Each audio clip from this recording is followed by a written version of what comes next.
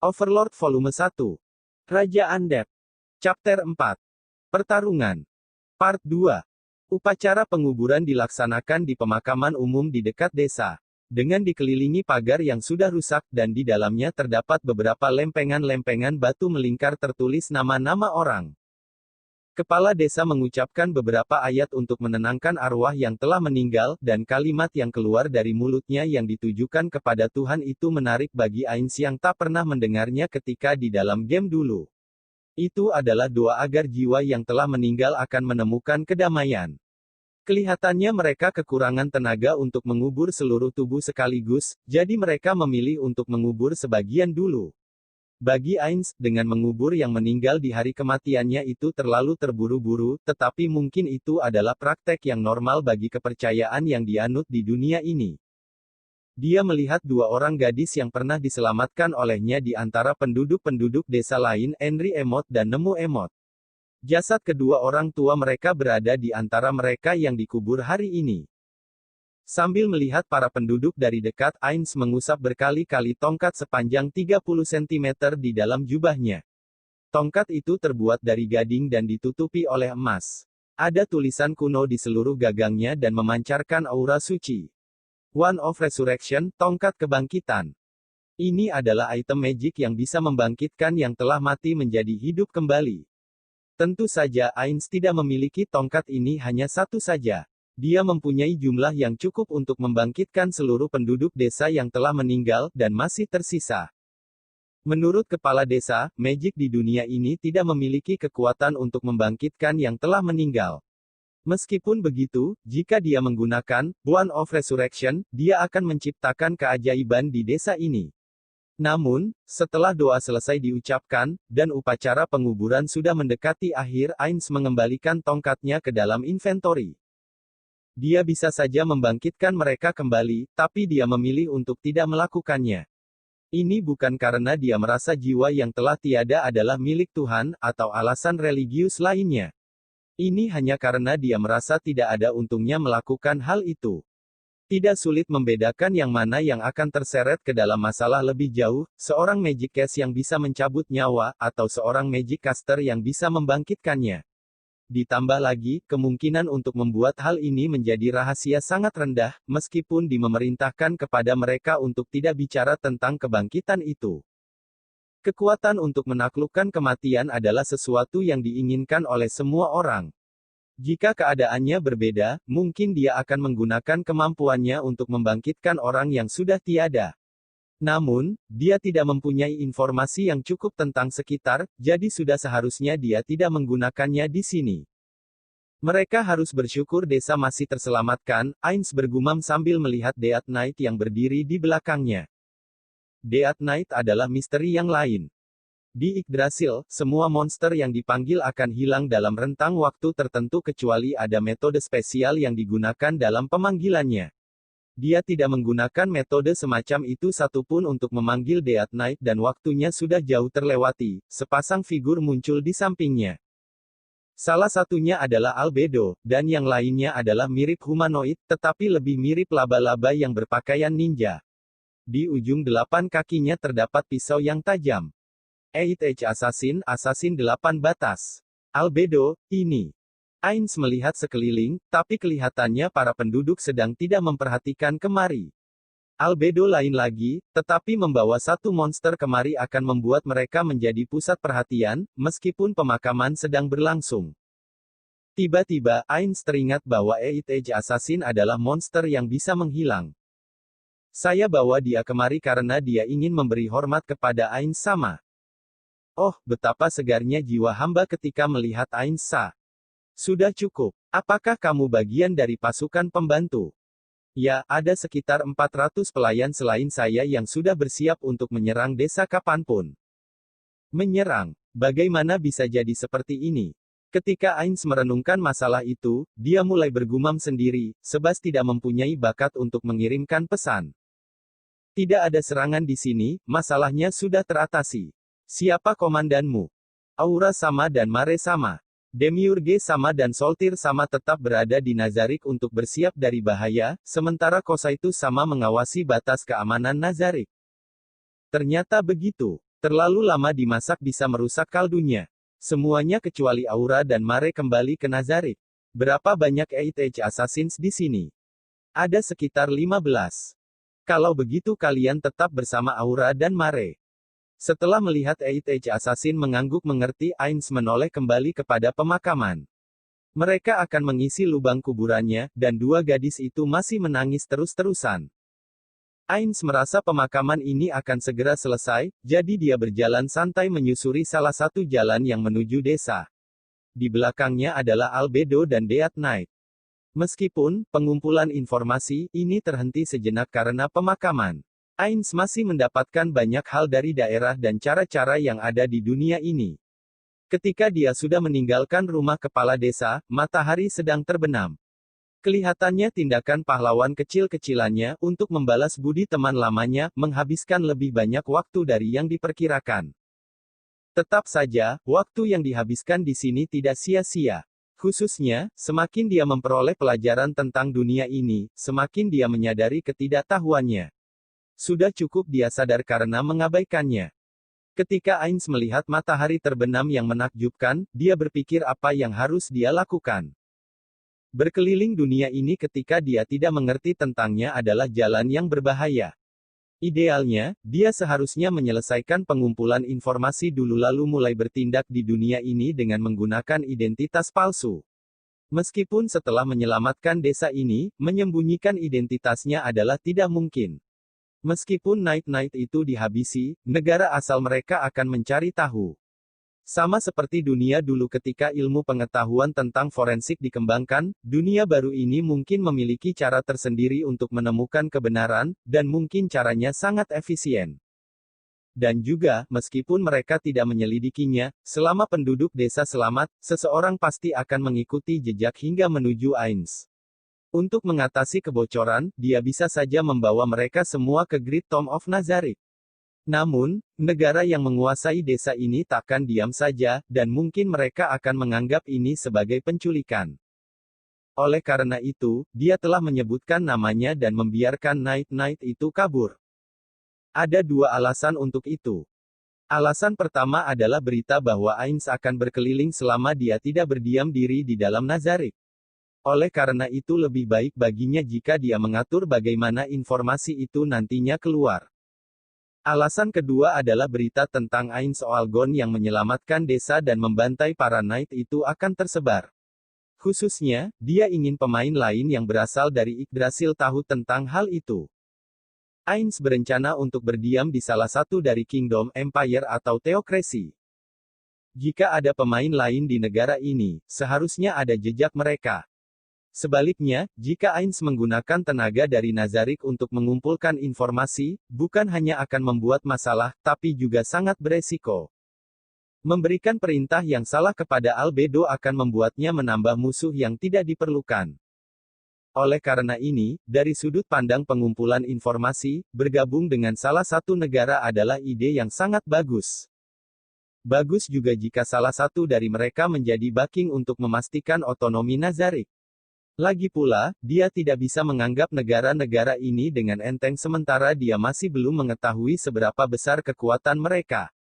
Ditambah lagi, dia tidak bisa menurunkan kewaspadaannya selama dia tidak tahu siapa yang paling kuat di dunia bau ini. Yang Ainz tahu, mungkin saja ada seseorang yang lebih kuat darinya di antara tiga kerajaan itu.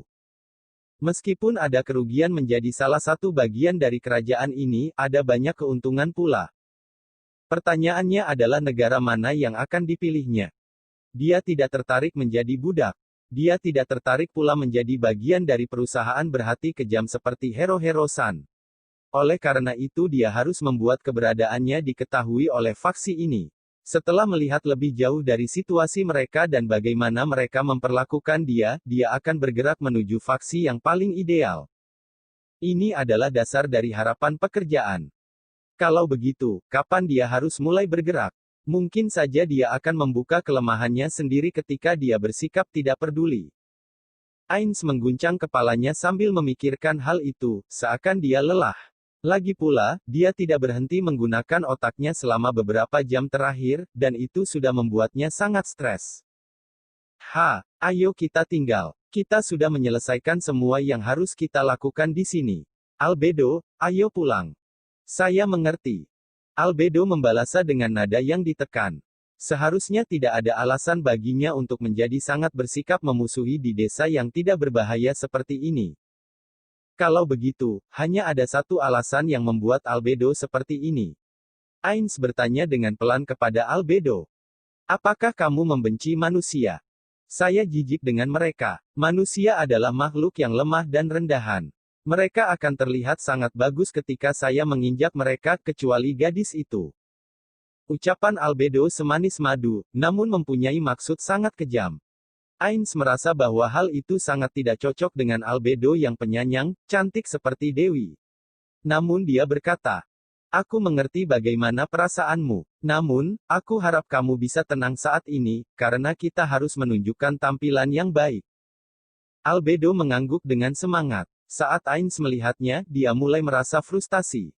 Yang disukai atau tidak disukai olehnya bukanlah masalah sekarang, tapi masa depan adalah persoalan lain. Memahami bawahannya adalah kemampuan yang penting bagi seorang tuan. Setelah Ainz menyadari ini, dia mulai mencari kepala desa. Itu adalah sopan santun dasar untuk mengucapkan selamat tinggal sebelum pergi.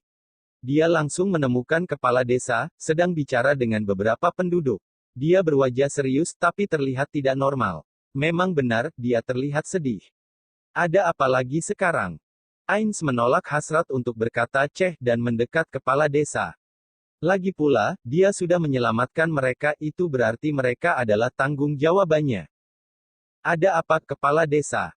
Wajah kepala desa terangkat, seakan dia melihat emas berkilauan yang berupa harapan. Oh, Ainz sama. Kelihatannya ada beberapa penunggang kuda yang terlihat seperti prajurit sedang mendekati kita. Oh begitu. Kepala desa dan penduduk lain melihat ke arah Ainz, ekspresi khawatir muncul di wajah mereka. Ainz dengan lembut mengangkat tangan melihat hal ini, yang membuat semuanya lega dan berkata, serahkan padaku. Kumpulkan semua yang selamat ke dalam rumah kepala desa sekarang. Kepala desa dan aku akan tetap di sini. Bunyi bel terdengar dan seluruh penduduk berkumpul. Death Knight mengambil posisi di dekat rumah kepala desa, sementara Albedo berada di belakang Ainz, menunggu perintah. Untuk membuang kerisauan di wajah kepala desa, Ainz dengan ceria berkata, jangan khawatir, aku akan membuat pengecualian dan mengatasi hal ini dengan gratis. Kepala desa tidak lagi gemetar, dan tersenyum sedikit kecut. Mungkin dia sudah bersiap untuk mengambil resiko ini. Setelah beberapa saat, mereka akhirnya terlihat. Beberapa penunggang kuda menuju desa. Mereka pelan-pelan memasuki alun-alun. Mereka tidak memakai perlengkapan yang sama, dan masing-masing dari mereka berpakaian berbeda. Apakah mereka adalah pasukan dari tentara reguler? Ainz bergumam ketika mengawasi orang-orang itu dan perlengkapan perangnya. Knight sebelumnya mengenakan pelindung dada dengan lambang Baharut Empire dan mereka sangat lengkap, masing-masing sama. Sementara orang-orang ini juga mengenakan armor, perlengkapan mereka berbeda dari masing-masing orang. Beberapa mengenakan armor kulit dan beberapa tidak mengenakan pelindungnya, menunjukkan chainmail armor terbuat dari rantai logam kecil-kecil yang disambung, biasanya untuk pakaian dalam dari armor di dalamnya. Beberapa orang mengenakan helm, sementara lainnya tidak ada sama sekali. Satu hal yang sama dari mereka adalah wajahnya tidak tertutupi semua. Semuanya memiliki pedang dan kelihatannya buatan pandai besi yang sama. Tapi selain itu, mereka juga membawa busur, tombak, mace, gada kecil, dan senjata penunjang lainnya. Ungkapan bagus tentang mereka adalah mereka ini veteran yang sudah terlatih lama di medan perang. Kasarnya mereka adalah sekelompok tentara bayaran yang buruk. Para penunggang akhirnya memasuki alun-alun. Ada sekitar 20 orang dari mereka, sementara mereka berhati-hati terhadap Death Knight, mereka membentuk barisan dengan rapi di depan Ainz dan kepala desa. Seorang pria maju. Dia terlihat seperti pimpinan dari pasukan berkuda ini. Dia terlihat paling ganas dan paling mencolok dari lainnya. Mata pemimpinnya terlihat baik hati kepada kepala desa sebelum memandang lama ke arah Death Knight lalu ke arah Albedo. Dia mengamati dengan lama padanya. Namun, ketika dia puas karena tak ada satupun yang bergerak, dia langsung menatap tajam ke arah Ainz. Meskipun pria yang menatapnya terlihat seperti orang yang pekerjaannya adalah kekerasan, Ains tidak bergeming. Kelihatannya dia tidak akan mendapatkan reaksi apapun dari Ains. Bukan karena Ains tidak takut terhadap matanya, tapi karena tubuh undetnya. Mungkin dia sangat percaya diri karena dia bisa menggunakan kekuatannya yang berasal dari Yggdrasil. Setelah dia puas, pemimpin itu berbicara dengan nada yang kuat. Aku adalah kapten prajurit dari Re-Estize Kingdom, Gazev Stronov. Diperintahkan oleh sang raja untuk mengunjungi setiap desa di garis depan untuk menghabisi Knight-Knight dari negeri musuh yang membuat onar di sini. Suara baritonnya menggema ke seluruh alun-alun desa, dan ada sedikit kegemparan dari rumah kepala desa di belakang Ains. Kapten prajurit kerajaan. Tidak adakah yang akan mengatakan padaku ada apa? Ains berpikir ketika dia berbicara kepada kepala desa, suaranya membawa petunjuk seperti teguran. Pria macam apa dia? Menurut para pedagang, dia adalah orang yang mengklaim sebagai juara dari turnamen bela diri yang diadakan oleh sang raja, dan sekarang dia memimpin prajurit elit yang setia kepada raja. Apakah pria di depan Kia benar-benar sehebat itu? Saya tidak tahu. Yang saya dengar hanya cerita. Ains melihat dalam-dalam dan dia melihat masing-masing penunggang mempunyai emblem yang sama di dadanya, dan mirip dengan ucapan kepala desa tentang emblem dari Re-Estize Kingdom. Meskipun begitu, dia tidak punya cukup informasi yang bisa diandalkan untuk meyakinkan. Gazev melihat ke arah kepala desa dan berkata, kamu pasti kepala desa ini. Bisakah kamu bilang padaku siapa orang di sampingmu itu? Ains menyela kepala desa, yang akan menjawab, sebelum mengangguk kepada Gazev dan memperkenalkan diri. Itu tidak perlu. Senang bertemu dengan Anda, Tuan Kapten Prajurit dari Kingdom. Namaku adalah Ains Oalgon, dan aku seorang Magic Caster. Desa ini diserang oleh para Knight, jadi aku masuk dan menyelamatkan mereka. Gazev langsung turun, armornya berbunyi keras ketika dia turun. Lalu membungkuk dalam-dalam ketika sudah menginjak tanah. Terima kasih sudah menyelamatkan desa ini. Saya tidak punya kalimat yang pantas untuk kebaikan Anda. Udaranya seakan bergetar. Kapten prajurit adalah seorang pria dari kelas istimewa di dalam masyarakat. Sangat mengejutkan pria seperti itu membungkukkan diri dan bertindak seperti orang rendahan di hadapan bukan siapa-siapa seperti Ains, di dunia ini di mana orang-orang sangat dipisahkan satu sama lain. Dari apa yang didengar, konsep hak asasi manusia hampir tidak ada di negara ini, bukan di dunia ini. Beberapa tahun yang lalu, Kingdom masih melegalkan praktek perbudakan. Bisa terlihat dari karakter Gazev dari cara dia yang sudah siap untuk turun dan membungkuk kepada Ains meskipun status mereka berbeda. Pria ini memang kapten prajurit kerajaan, Ains menyimpulkan. Tolong, jangan terlalu formal. Sebenarnya, aku melakukan ini untuk dibayar, jadi tak usah berterima kasih. Oh, bayaran. Apakah itu berarti Anda seorang adventure petualang? Cukup tepat sasaran. Oh begitu, Anda pasti seorang adventure yang sangat mumpuni, meskipun begitu, maafkan ketidaktahuan saya tapi saya belum pernah mendengar nama agung dari Tuan Gon sebelumnya. Aku berpindah-pindah, dan kebetulan saja aku sedang lewat. Aku bukan orang terkenal.